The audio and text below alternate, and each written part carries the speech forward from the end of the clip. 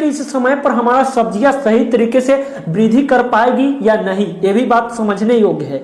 तो किसान भाइयों अभी फरवरी का माह चल रहा है और खीरा की खेती करने के लिए उपयुक्त जो समय होता है ना वो फरवरी और मार्च का महीना होता है। तो जो उपयुक्त समय होता है अगर उस समय पर आप खेती करते हैं तो इससे होता क्या है कि खीरा में आपको जब इसका खेती सही समय पे होगा तो रोग कम लगेगी, और रोग कम लगेगी साथ ही पौधे की विकास सही होगी, क्योंकि कारण इसका यह है कि पौधे को जिस प्रकार की जलवायु चाहिए उस प्रकार की जलवायु इसे मिलती है। अब समझ लीजिए किसान भाइयों खीरा के लिए जलवायु कैसी होती है। जैसे फरवरी और मार्च के महीने में यदि आप इसका खेती करते हैं तो आपको उत्पादन भी बेहतर मिलेगी, लेकिन अगर रेट आपको सबसे बेहतर लेना है किसान भाइयों तो मैं यहाँ पे आपको बताऊंगा कि आप फरवरी के महीने में खीरा की खेती करें, क्योंकि फरवरी में जो है ना अगेती होगी खीरा की खेती। जब आप फरवरी में लगाएंगे, जब इसको तैयार होते होते मार्च में ये मंडियों तक चला जाएगा, और मार्च में अगर 15 मार्च तक ये मंडियों में चला जाता है किसान भाइयों तो उस समय पर रेट आपको बेहतर मिलती है। यदि आप मार्च में भी करते हैं तो भी काफी बढ़िया है, उस समय पर फरवरी की अपेक्षा मार्च में ज्यादा उत्पादन मिलती है, क्योंकि उस टाइम का जो जलवायु होती है काफी ज्यादा फायदेमंद हो जाती है खीरा की खेती करने के लिए। तो मंडियों में बेहतर रेट चाहिए तो फरवरी की माह में करें। यदि आप चाहते हैं रेट भी ठीक ठाक मिल जाए और उत्पादन भी मस्त मिले, अच्छी मिले, तो आप मार्च के महीने में खीरा की खेती करें। अब जलवायु कैसी होना चाहिए तो किसान भाइयों खीरा की खेती के लिए ना गर्म जलवायु का जरूरी होता है। यह जो होता है ना खीरा, इसका पौधा ठंड एवं पाला सहन नहीं कर पाता है, इसलिए जो है ना ठंड की मौसम में यदि आप इसका खेती करते हैं तो अच्छे से विकास नहीं हो पाता है, काफी प्रकार की रोग आना शुरू हो जाता है। किसान भाइयों खीरा की खेती करने के लिए वातावरण में आर्द्रता कम हो और सूर्य का प्रकाश पर्याप्त मात्रा में चाहिए, तभी ये अच्छे से विकास करती है। यदि हम टेम्परेचर की बात करें तो 18 से 24 डिग्री सेल्सियस तापमान खीरा की खेती के लिए काफी अच्छी रहती है, और इतना के बीच में यदि तापमान है 18 से 24 के बीच तो इसका जो पैदावार है सबसे ज्यादा मिलती है। और इस माह में अभी सबसे ज्यादा खीरा की खेती की जाती है और अभी टेम्परेचर जो है ना 18 से 24 के बीच रहता है। अब किसान भाइयों जरूरी ये होती है किसी भी फसल को आप उगा रहे हैं, चाहे वो सब्जी हो या कोई भी फसल हो, उसमें मिट्टी सही चुनाव करना बेहद जरूरी है।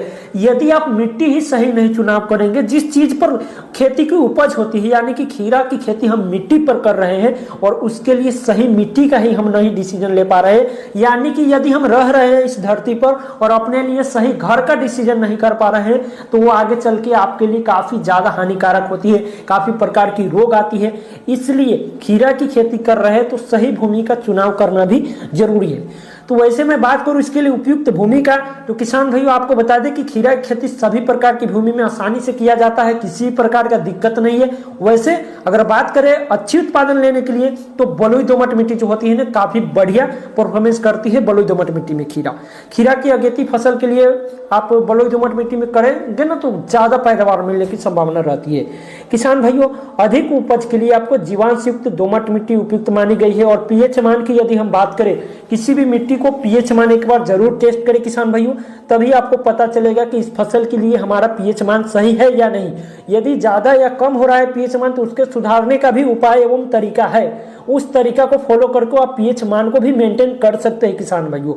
किसान भाइयों बात करें पीएच मान तो 5.5 से 6.8 के बीच यदि आपके खेतों का पीएच मान है तो काफी बढ़िया है और इसमें बेहतरीन उत्पादन मिलने की संभावना है किसान भाइयों। यदि उन्नत किस्में की बात करें किसान भाइयों तो आप यहाँ पे लगा सकते हैं जापानी लौंग ग्रीन या चाइना पोइन सेट लगा सकते हैं, या पूसा उदय भी आप लगा सकते हैं। पूसा उदय का भी बढ़िया प्रोडक्शन रहता है। किसान भाइयों बुआई की विधि और समय की बात किया जाए यदि आपको, तो खेत की जुताई आपको लगभग 2 से 3 बार तो किसी भी हाल में करना है किसान भाइयों। 2 गहरी जुताई करना है, कल्टीवेटर से जुताई करेंगे तो ज्यादा बेहतर रहेगा, क्योंकि होता यह है कि कल्टीवेटर जो है ना किसान भाइयों गहरी जुताई करती है, और गहरी जुताई करने से जो भी फसल की अवशेष पदार्थ होती है या जो भी खरपतवार होती है वो पूरा गहरी जुताई होने की वजह से पूरे जड़ से उखड़ कर बाहर आ जाता है, जिससे वो खरपतवार नष्ट हो जाता है और मिट्टी में धूप भी अंदर तक जाती है। जहां तक मिट्टी को जरूरत होती है वहां तक सूर्य की प्रकाश भी ग्रहण करती है किसान भाइयों, जिससे आपका मिट्टी आगे चल के काफी ज्यादा उपजाऊ होती है और आपके खीरा में सभी प्रकार की पोषक तत्वों की भरपाई करती है किसान भाइयों।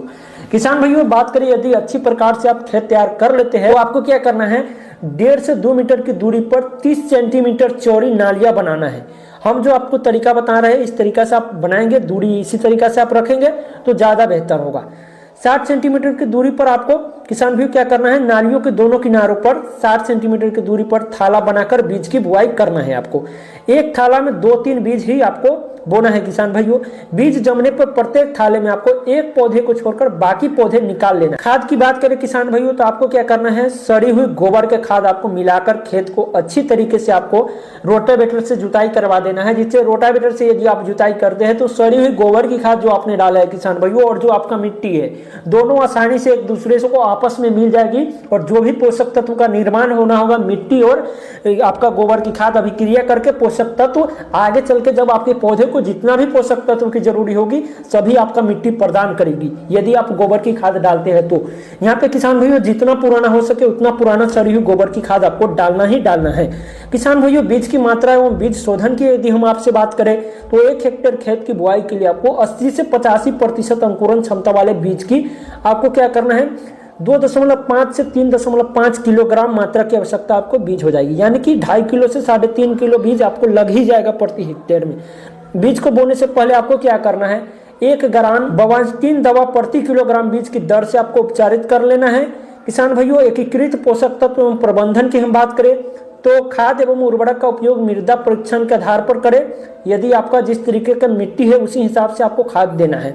सामान्यतः जो आपका नॉर्मल खेत है, खेत की तैयारी करते समय 20-25 टन हमने आपको शुरू में ही बताया कि गोबर की खाद देना है, या आप वर्मी कंपोस्ट खाद बुआई के समय आप दे सकते हैं। बुआई से 1 महीना पहले देंगे तो ज्यादा बेहतर होगा।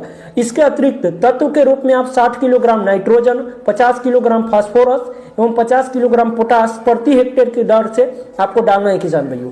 नाइट्रोजन की आधी मात्रा तथा फास्फोरस एवं पोटास की पूरी मात्रा बुआई के समय थाले में डालना चाहिए। बचे हुए नाइट्रोजन की मात्रा बुआई 30 से 45 दिन बाद बराबर बराबर पौधे के जड़ों के पास थाले में देना चाहिए। आपको खाद डालते समय क्या करना है किसान भाइयों, खेत में पर्याप्त मात्रा में नमी होना बहुत ही जरूरी है, अन्यथा खाद को मिट्टी में मिलाकर पानी डाल देना चाहिए, जिससे होगा कि नमी बन जाएगी।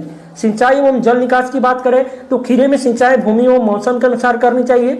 ध्यान रहे कि खेत में जल भराव नहीं होना चाहिए, नहीं तो फिर आगे चल के आपके पौधों में काफी ज्यादा मात्रा में दिक्कत आने की संभावना है। यदि ऐसी स्थिति हो जाए तो अतिरिक्त जल को तुरंत निकाल देना चाहिए, अन्यथा पौधे पर विपरीत प्रभाव पड़ता है किसान भाइयों। और निराई गुड़ाई अच्छी पैदावार के लिए फसल को खरपतवार से मुक्त करना आवश्यक है। इसके लिए समय समय पर आपको निराई गुड़ाई करना है। हम यहाँ पे सजेस्ट करेंगे रासायनिक विधि आपको नहीं अपनाना है खरपतवार हटाने के लिए, निराई गुड़ाई करेंगे तो बेहतर होगा। इससे खरपतवार भी आपका हट जाएगा और पौधे में सूर्य के प्रकाश मिट्टी में भी लगेगा, जिससे वो अभिक्रिया करके सभी प्रकार के पोषक तत्व प्रदान कराएगी। किसान भाइयों ये रही खीरा की खेती की जानकारी। हम आपसे मिलते हैं अगली वीडियो में किसी और नई जानकारी के साथ। तब तक के लिए जय भारत, वंदे मातरम, जय जवान जय किसान।